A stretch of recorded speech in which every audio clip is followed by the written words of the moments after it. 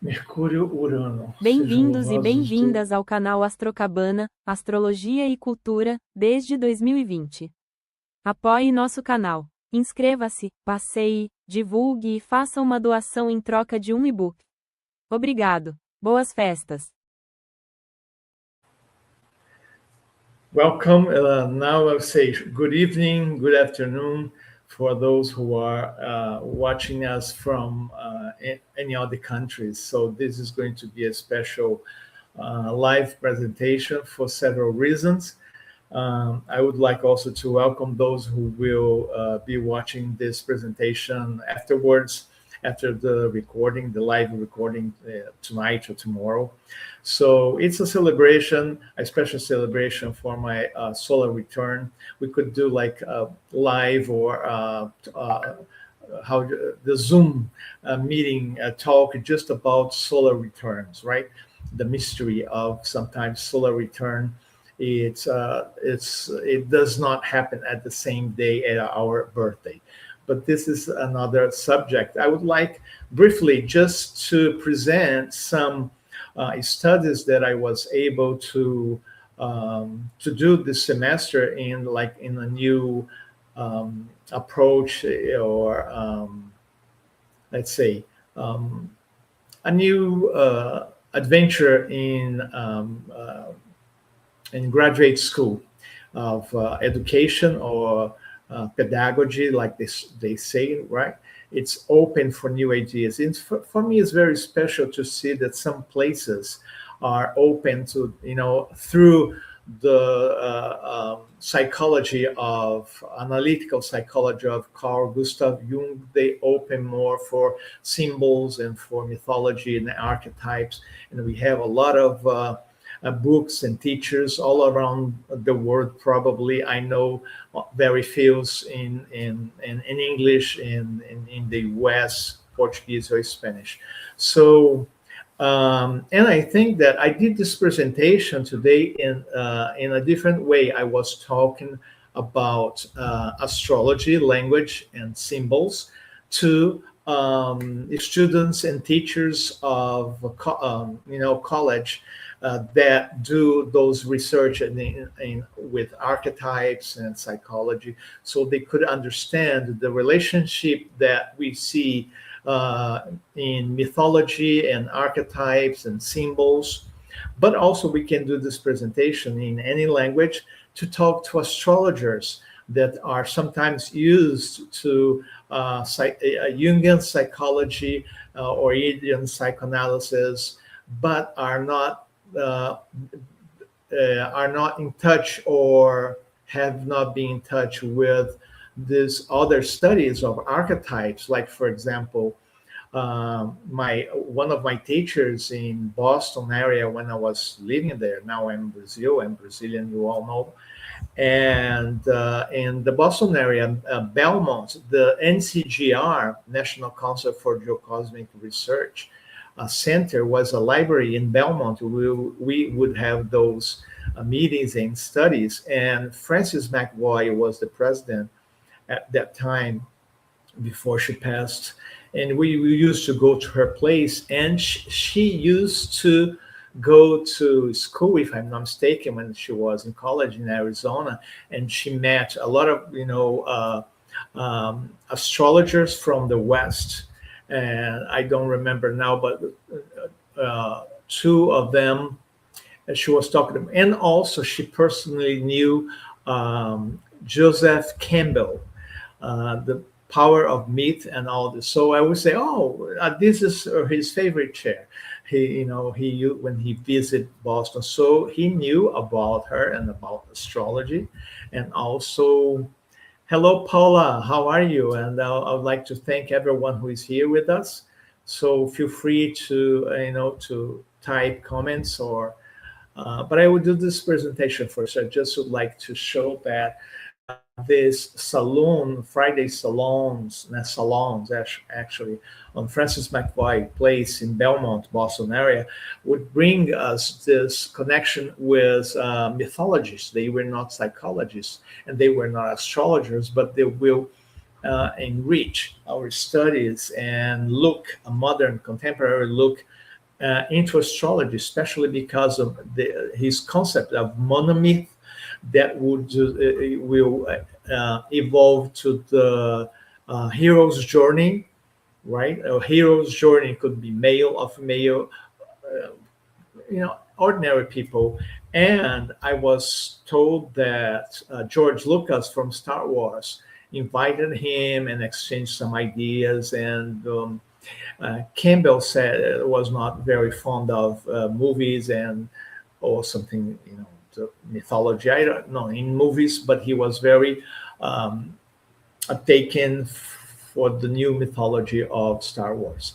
So it's a lot of culture concept, and I would like to just to show some of the authors that I studied, some of them well known and translated into English, Spanish, French, and Portuguese. But some are close friends, acquaintances of myself, right? And in the 80s was just really in the 80s was a lot of before internet was a lot of this multi cultural studies, and I think they are good thinkers. So that's what we'll show here. Hi Shayla, and I will, let me see if I can, I'll put here on the screen. If I let me see if I can do this. Probably yes.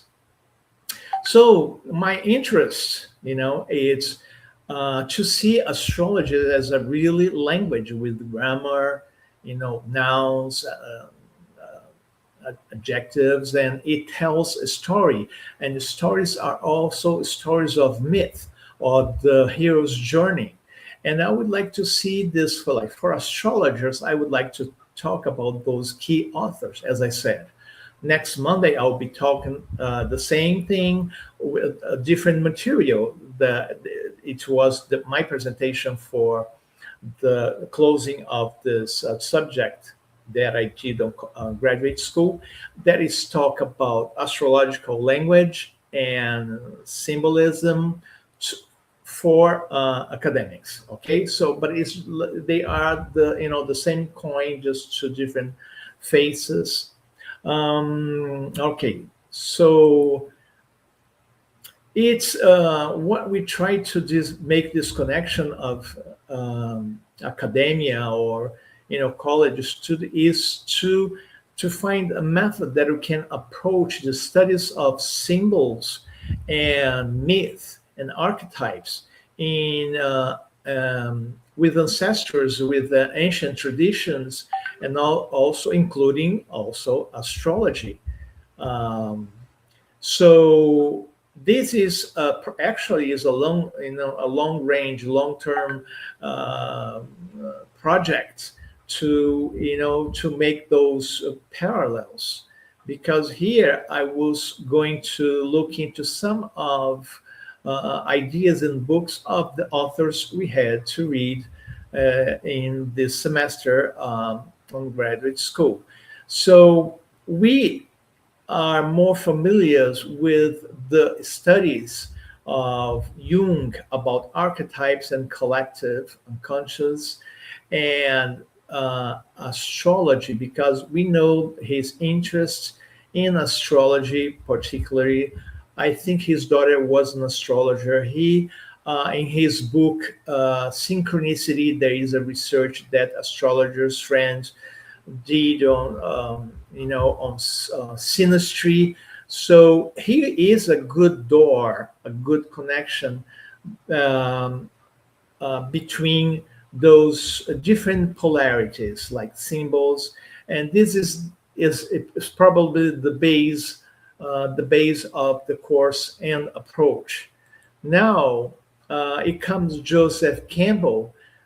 He's famous for that TV series with Bill Moyers, if I'm not mistaken, in mid 80s, right? He was talking about the power of myth, and he has many other interesting books where he talk about the mythic structure. He is very interested in anthropology, culture, religion, and I think he was younger than Jung, so they never met, I was told, but they exchanged letters and they would talk about vision of, of the psychology of Jung about all this matter.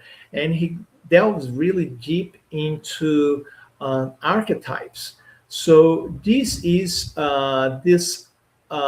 hero's journey will give us an idea that in astrology, the natal chart is actually a map, a journey's map of a hero with it's the owner of the chart. If it's a human, maybe an enterprise or a business, but let's keep it to the human side. We can see the sun as the center and as the heroes. Some people say, oh, it's the sun, it's a hero, or maybe Mars and Aries, the beginning of a journey. It could be, but the important thing is to see the walking through the astrological houses, like in transit, solar return, as we are talking about. The sun goes around the houses in the chart. This Mars takes like about 2 years to go around, but also progression, solar arc, and any techniques. We can see that the development of this journey, and we can look into not just to do forecasts, but also to see this aspect of with or without direct psychology, but to see there is an initiation of some kind of trials and transformation, and those who helps, sometimes in a mysterious way. Those who we think the seventh house are enemies, they can bring the worst in us, or they can show us to develop. So this is very important. Besides Jung, Joseph Campbell, and if someone was just thinking about diving into the books of work, this is a good, because for a trained eye, astrologically trained eye, you could see it very easily in the natal charts, and also in transits and progressions in a person's life. This one was new for Mircea Eliade. He is an European mythologist, and he talks in his works about sacred time, a cosmic order.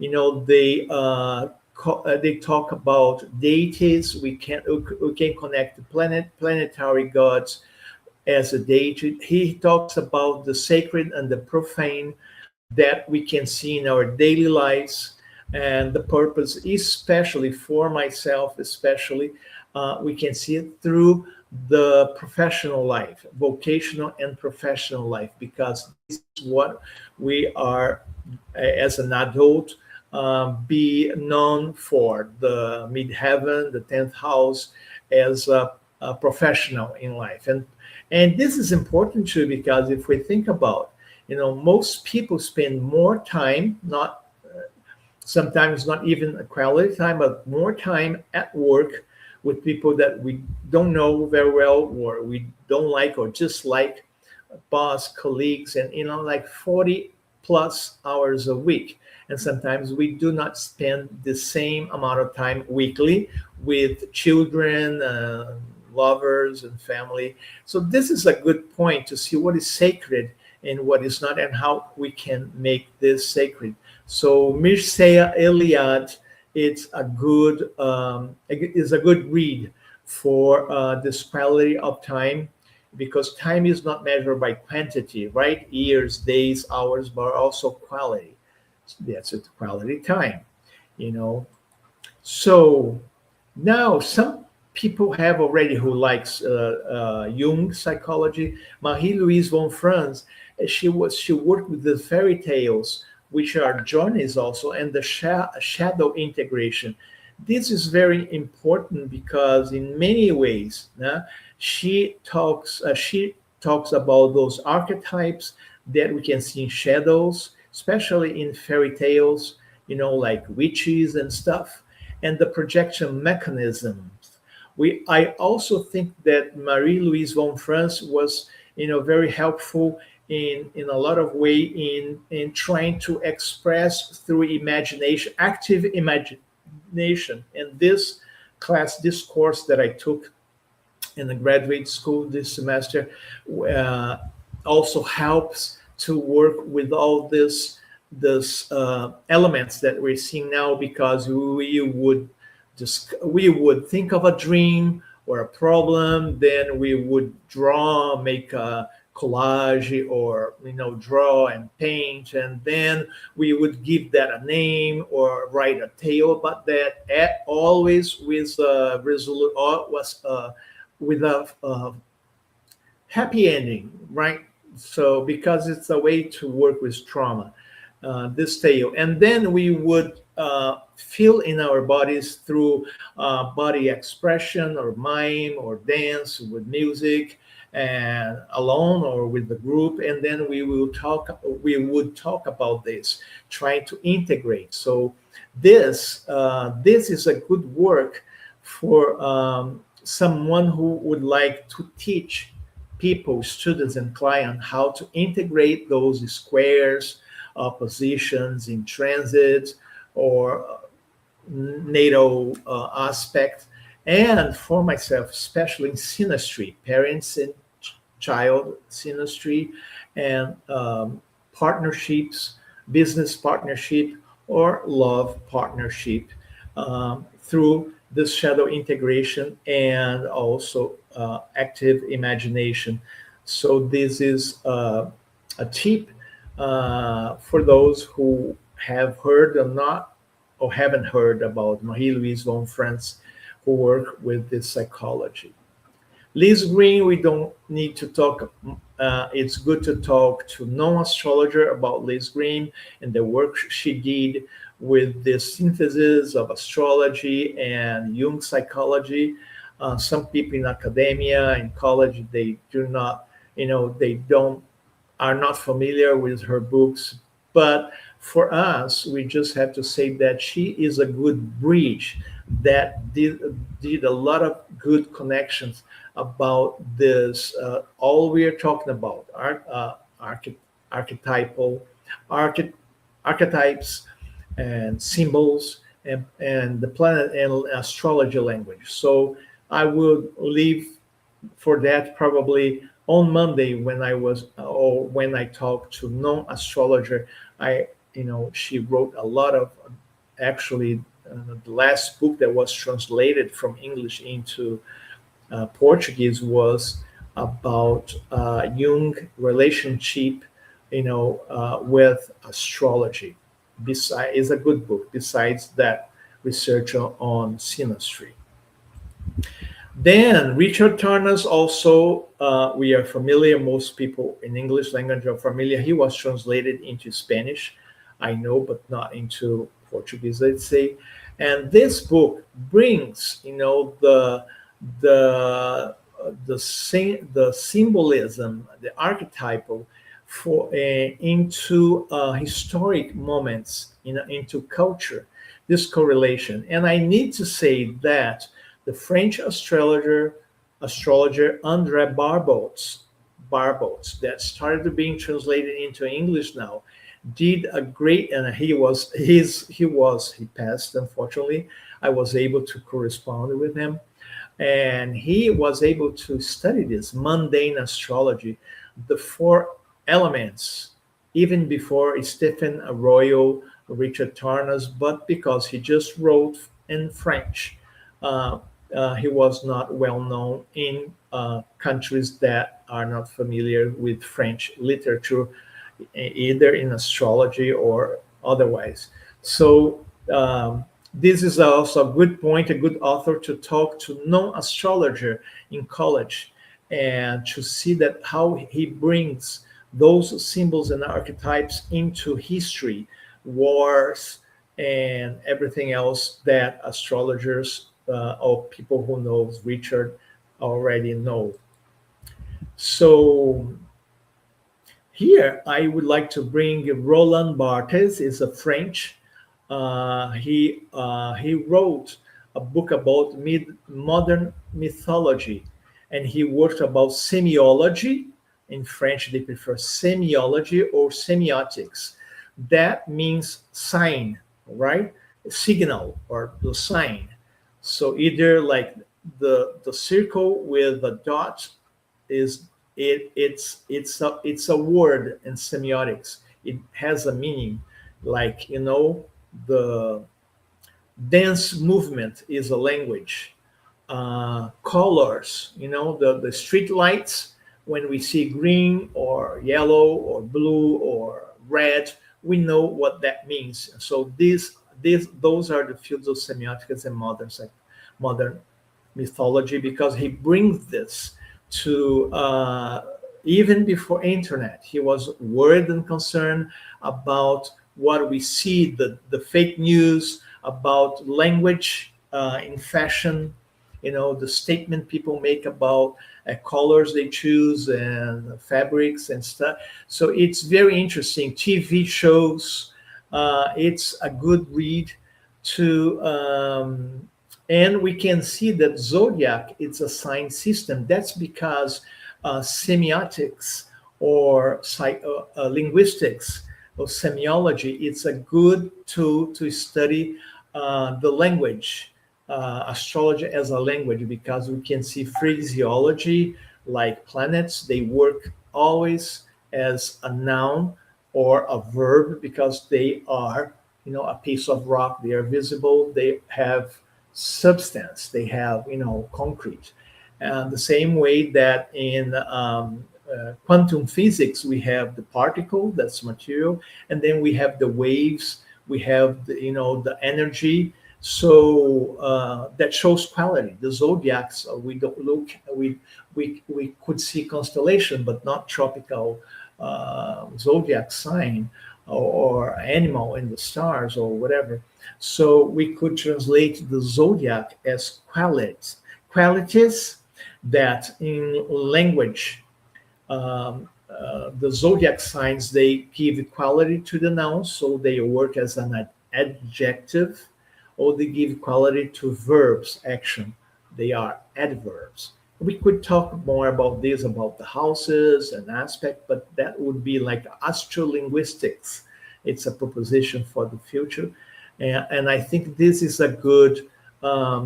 It's a good way to approach astrology into the universities as a language, symbol, science universe. Um, Okay, Roberto Cicutteri is one of my favorite authors, Italian.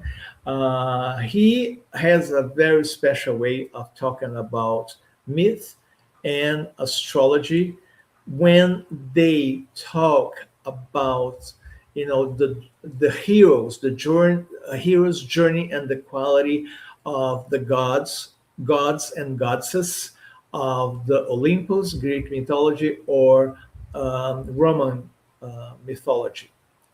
And he has a small little book. They have two. He's known for two. You can find them in English if you have never heard of Roberto Cicutteri. One is about Lilith, the dark moon Lilith, and the other ones are the mythology. Not only the gods, which I like the most, because Ares, Mars, he tells the story before he was angry, when came back from, wounded, came back from the wars. The jealous gods, Olympian gods, sent him to the war, because the married goddesses, the ladies of the Olympus, would fall in love, because he was full of grace. He was athletic, he was a dancer. So they sent him to war, like people do with they send young boys, young men to Vietnam, and they come back very angry, like the Mars. We know Mars is out of bounds, and he loves um, to to be aggressive and to revenge, looking for revenge. And this is a myth and archetype and hero to look into our own charts. So just because of Ares, Greek, and Mars, I think this is a good read. But it goes more than that. So here, I think Roberto Secretary is a good. It's a good read.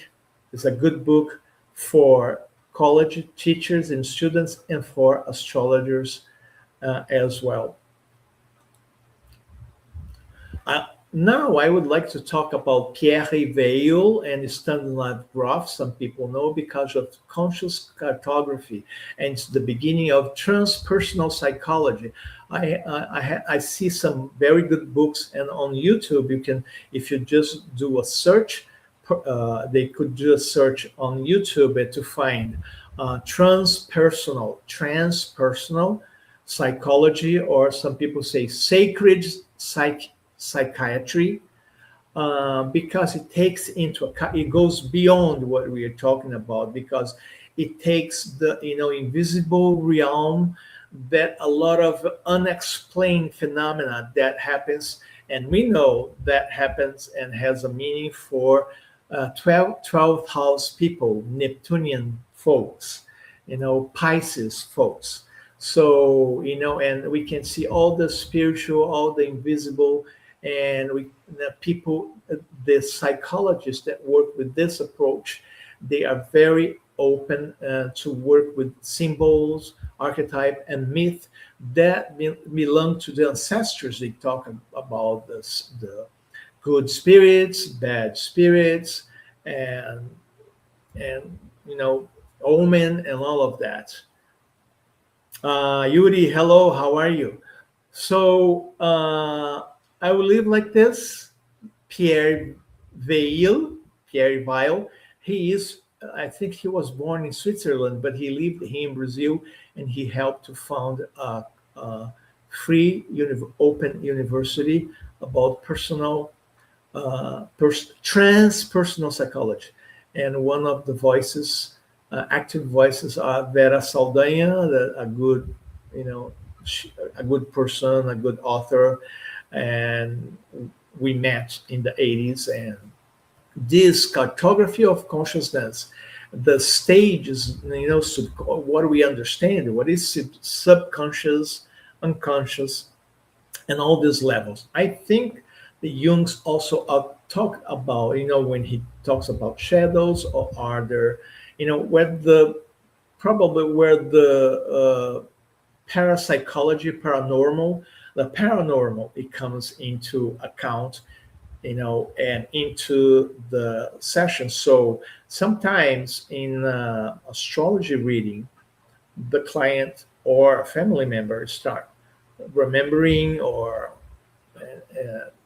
telling stories that are not mainstream. And this kind of literature and approach will help very well, I promise you.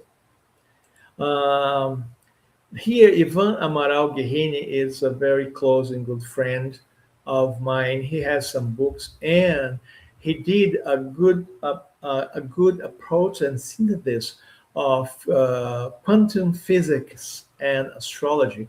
So he is retired from College State University. He was not able to openly talk about this conscious cartography, paranormal, astrological symbols, archetype, and myth. But with his students, he was able to do. So he started writing, and his latest or latest book is about a quantum physicist as an astrologer, and it's very, because the book is not just about quantum physics or ecology, environment, or astrology and planets and symbols, archetype, but also his journey as a hero for himself.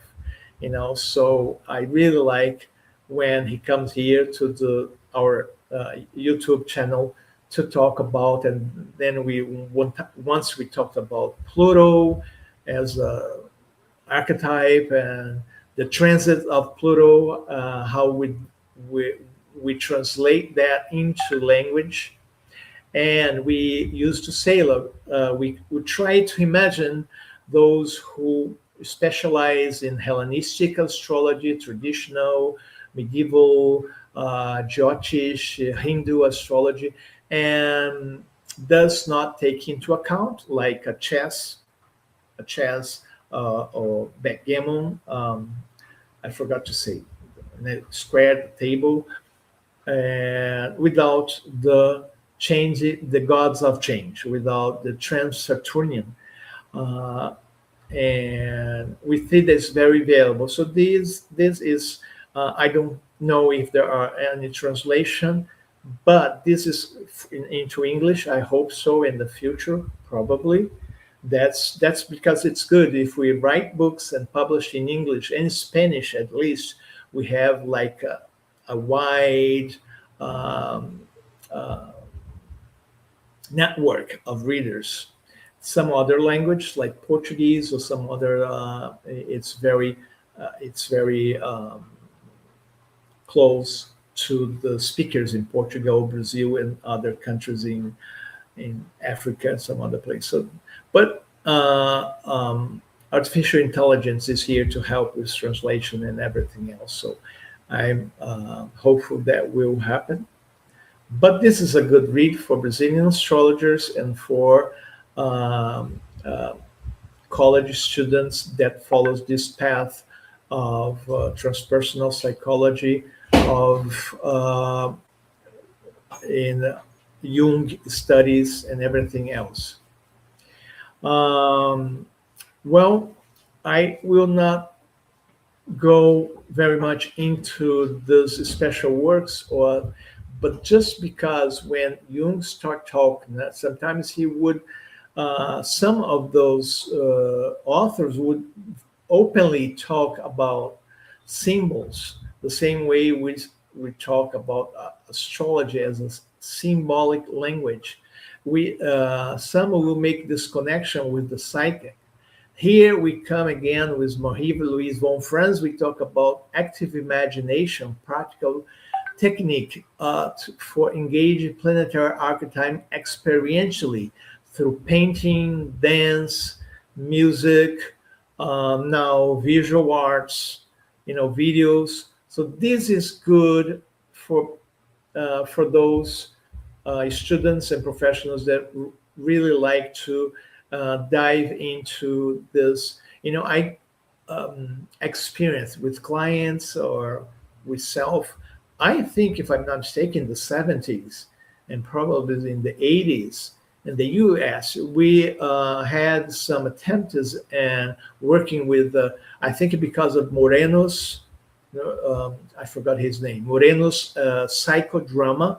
So I heard about astro drama that is more talk, dramatic, like in a stage, but also astro dance, right? This astro dance has a correlation with a Chilean doctor. He works in Chile, in South America, and Brazil, and then Italy. He proposed bio dance, bio being life, the dance of life, for music, for body expression, alone, and two by two, groups of four, or those round.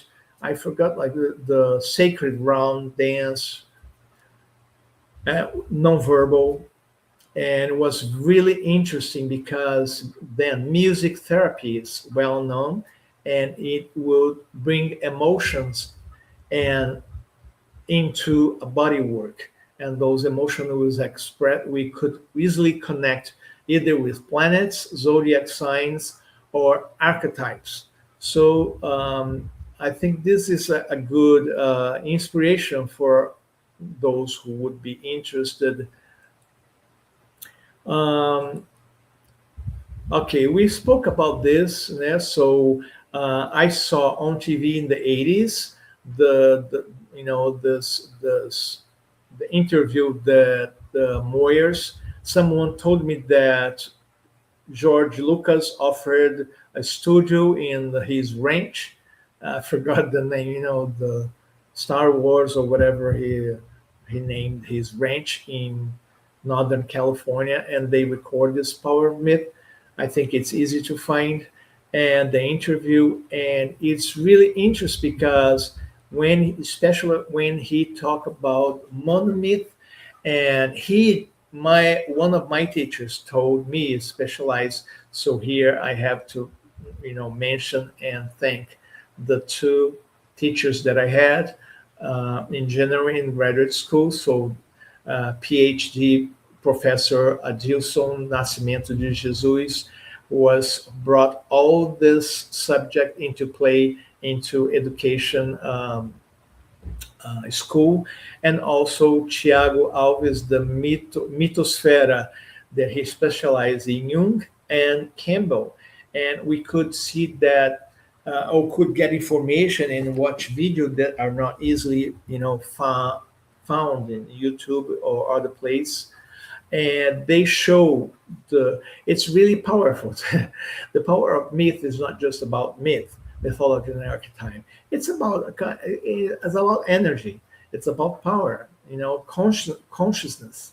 And two things I thought it was important is, and he spoke that it was not Joseph Campbell who who gave assistance, or who gave counseling to George Lucas. It was all the way around. He thought that Star Wars is a good proposition for a modern myth, what is coming into place for the new, for the contemporary times in the 80s. And now, in the third millennium and the 21st century, we are desperate, looking for the new archetypes, the new myth. And it was very interesting because that 12 step of the hero's journey is not Campbell's. It's someone else that was between Campbell and the George Lucas, and was teaching writers, authors, that makes a screenplay. And there is this, 12 steps. They are not written by Campbell. It was an adaptation. So they are two different things. It's good for people who do any kind of research to know. So let me see. We are coming to a close. Then feel free to ask questions or make comments. We have, I think, more 5 slides to go. This is against the French Eliades. He is worried about, sacred space because the rites. He talk about sacred times, and planetary cycles, especially, they call dynamics. In solar fire, we see dynamics, that charts, the calculation charts that talks about movement into time, like transits, progression, and this is very important to because that's what we live. I think Jupiter and Saturn, Capricorn and Sagittarius, they are time and space, geography horizontal, because the horse goes, geography, frontiers and boundaries, geography and history, right? Capricorn, Cancer, Saturn, and Moon memories, they are the axis of history of time. And it's almost impossible not to talk about religions, because, as Campbell would say, my religion, my family religion, is the only religion. Everything else, in present and past, are mythologies. They are myth. That's so funny, especially polytheist, several gods in Greece, in Africa, India. So this is very interesting, this kind of approach of, how people deal with in society with spirituality, religions, and everything that comes, all the archetype and myth of every god, of every myth into different religions. Chakra astrology. If not Campbell, who? Oh, she was okay. I will take a look into that. Thank you. Um, well, this is come again. Roland Barthes is. I think it's for pop culture.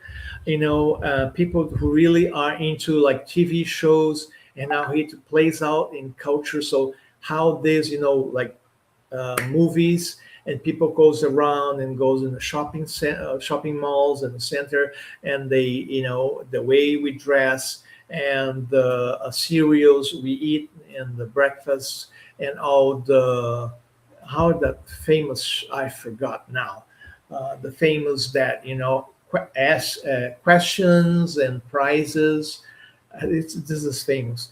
He did this a lot of and deep studies on modern contemporary mythologies, about brands, motorcycles, places we go for vacation. Some people, they only go to Disneyland or for dinner in Paris or anything else, because, and we think that we have freedom of choice and between this and that, which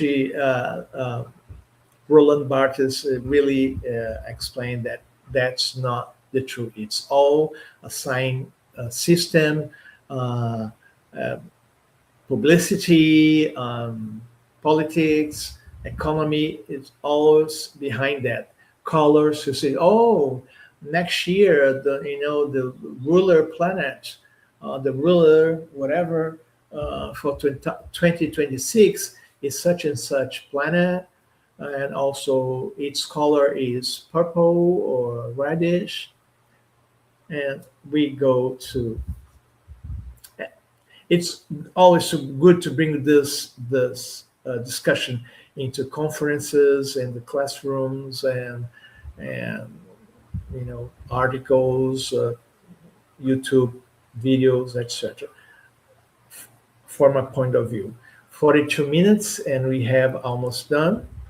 Uh, okay, so Green's Jung and Astrology. This is the title, the name. The book received in Portuguese, but it's not the title of this book.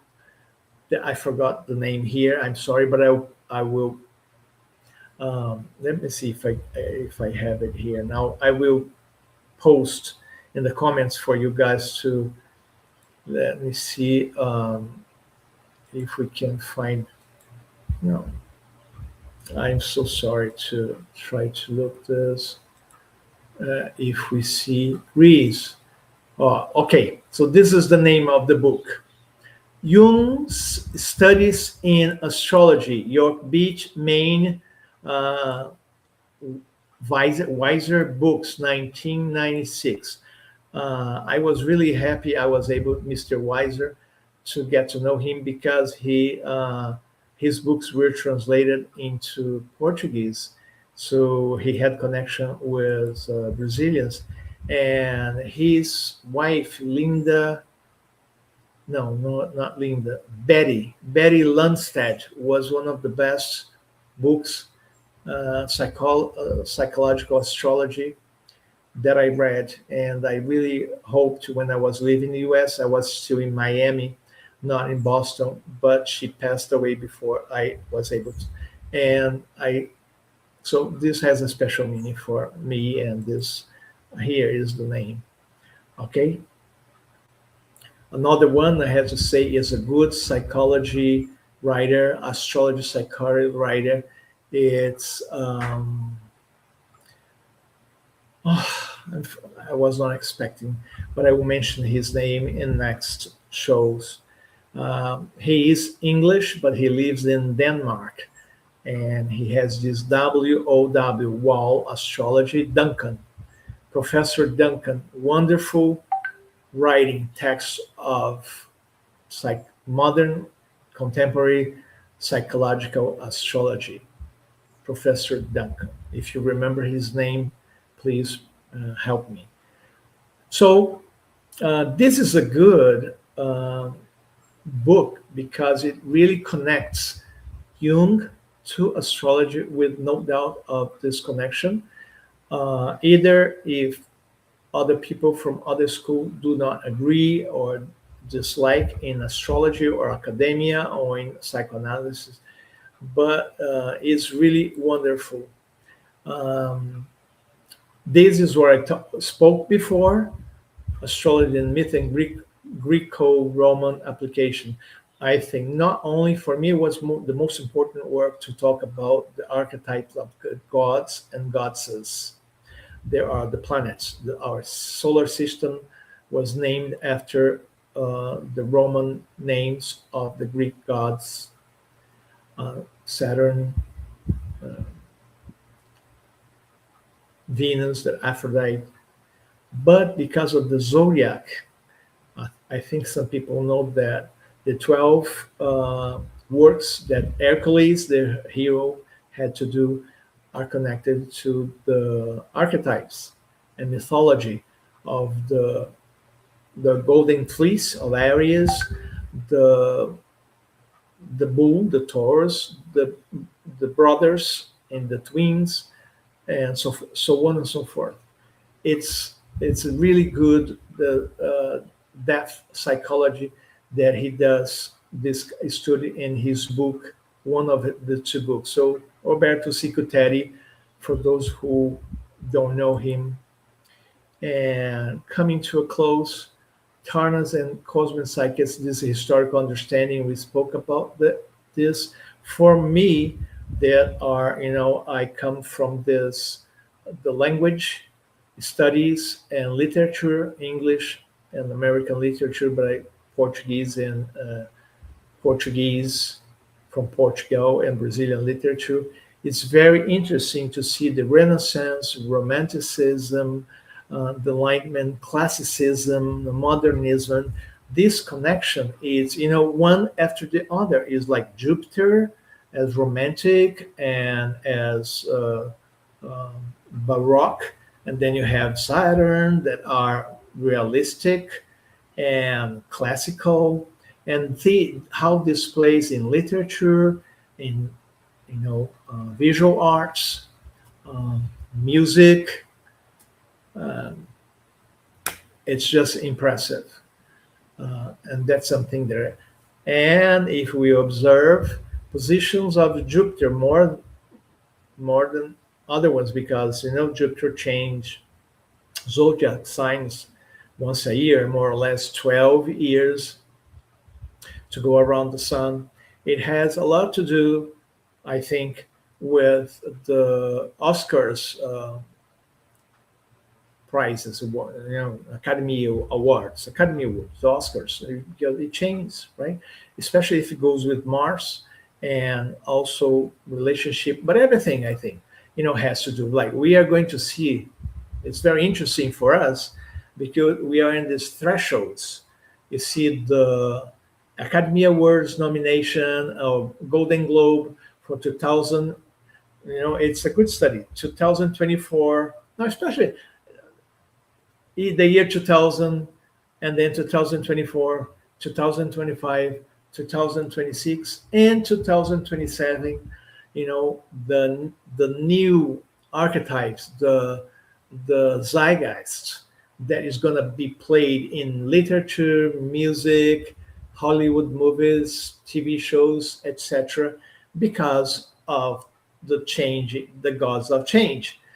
Is going to be a cultural soup, let's say, of meaning and archetypes with Pluto in Aquarius, Uranus and Sedna, that I like very much, in Gemini, Saturn and Neptune in Aries, and maybe from 3 years from now, Neptune alone in Aries for about 14 years. And then we have Jupiter now in Cancer, next year in Leo, and they are going this geometry that plays in culture.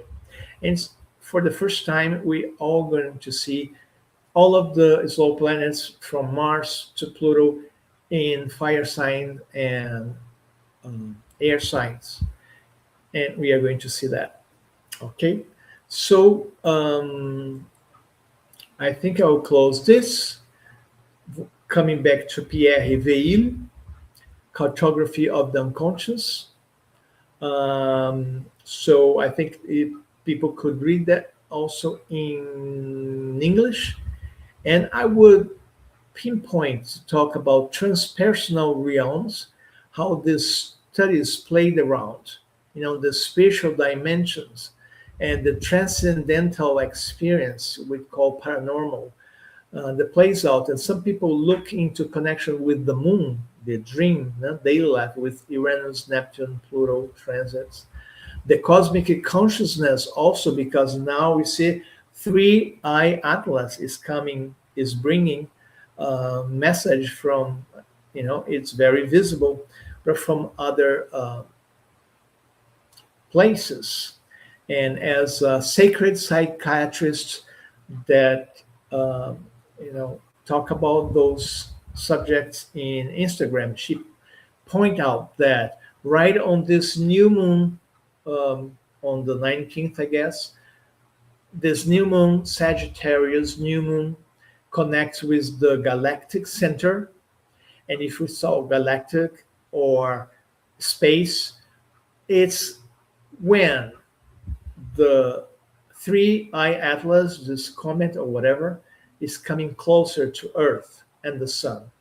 And Sedna myth, the Inuit goddess of very deep cold water, takes 11,000 years and 400 to do this elliptic round, and the body, astrophysic body, is coming closer to Earth and to the sun in a few more years after 11,000 years.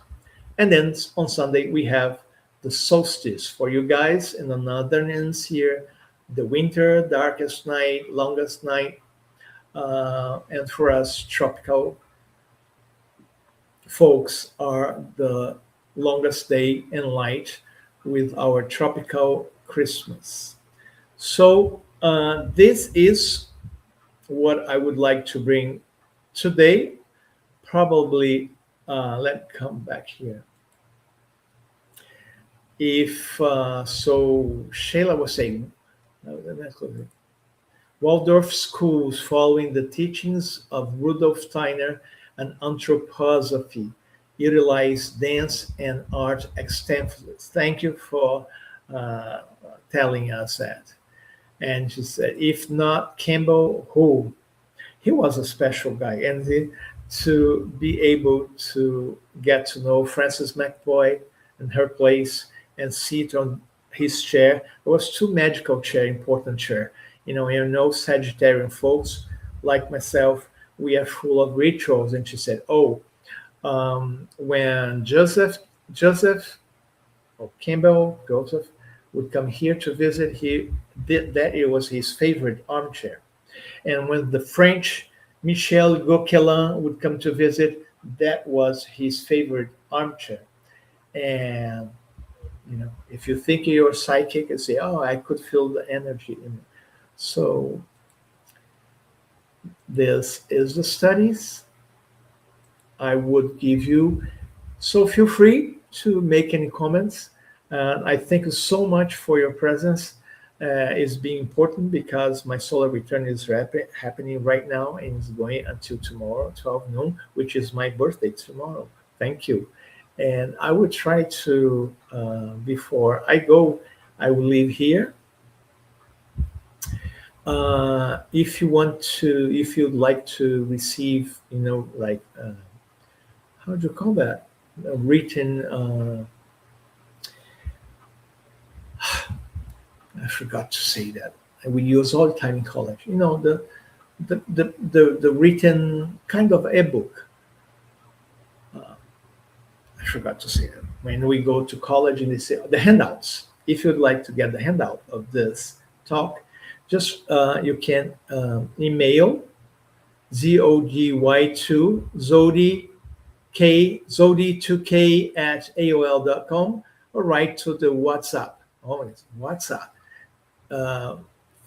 55 is the Brazil codes, 19984048821. Yeah, transcripts, I think it would be if I get this recording and will transcribe, that would be, I think, transcript. But the handout is more like um, the guidelines, and the theoretical approach. I'm saying that because I have this extensive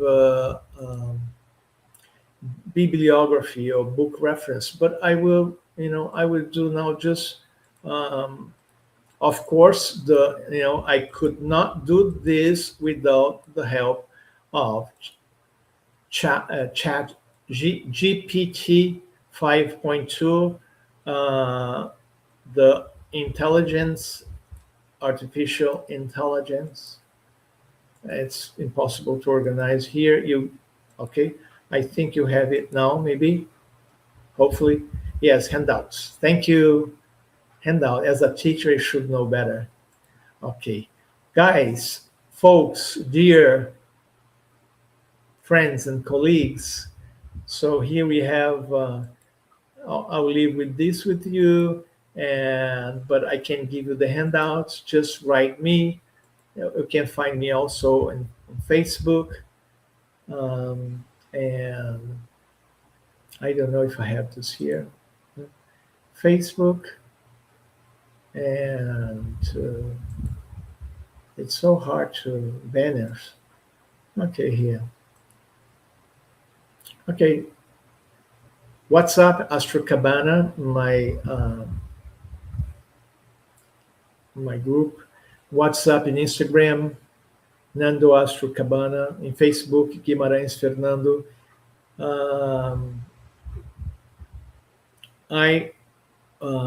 Before I go, I would love to ask you, where in the world are you watching us today? Which city, which country that I love, to find that. If you like what we bring today, astrology, astronomy, mythology, we have live talks in Portuguese, sometimes in English. So if you help our channel to help to grow, and that's it. I think that's basically what I have here. Some people. Oh, Austin, Texas. I always loved. It's a university city, right? I always dream going. No, São Paulo, Brazil. Bend, Oregon. Sheila, I will look into, Bend, Oregon, those mountains and pine trees. Oh my goodness. Now I asked the question and I'm place sick. I cannot say homesick because I'm home. But when I was in Boston and my vacation, we would go to conferences like UAC, United Astrology Conference, I think Congress Conference, NCGR, ISAR, ISAR. We would go all over the place. We would go to Baltimore, Chicago, Kansas City, a lot of places. Well, please, the books, the book is on the ebook's on the table. Is I don't think so, but anyways, so English is my second language. If I misspelled, I hope you understood. This is gonna be here. So if you like the content of this talk, you can tell friends that enjoy astrology and enjoy Jungian studies, Campbell. And thank you very much. There is nothing else that I could say, and wish you happy holidays, happy solstice, happy, one more here in Brazil, Stella, happy solstice, happy winter for you guys, happy summer for us, a lot of change next year, a lot of things going on in the world right now. And if there is no other comments, Happy birthday. Thank you. Thank you. Someone taught me, say, for birthdays, I wish the best of health, good health, perfect health, and peace of mind. With the two things, you go after the other things, or the other things come to you, like professional success, prosperity, true love, uh, faithful friends, and all the good things. One more from Belo Horizonte. I will just put our vignette now to say goodbye. And if we keep in touch, maybe you can give me ideas for another live chat. This is the best uh, uh, platform that I think for. Uh, if we had a study group or a chat group, I would get Zoom, but then it would had to be not too public. It closed because we could see each other, we could talk to each other, but it cannot be, too open, too wide. Paula, thank you, thank you, and goodbye. Bem-vindos e bem-vindas ao canal Astrocabana, Astrologia e Cultura, desde 2020. Apoie nosso canal, inscreva-se, passeie, divulgue e faça uma doação em troca de um e-book. Obrigado. Boas festas!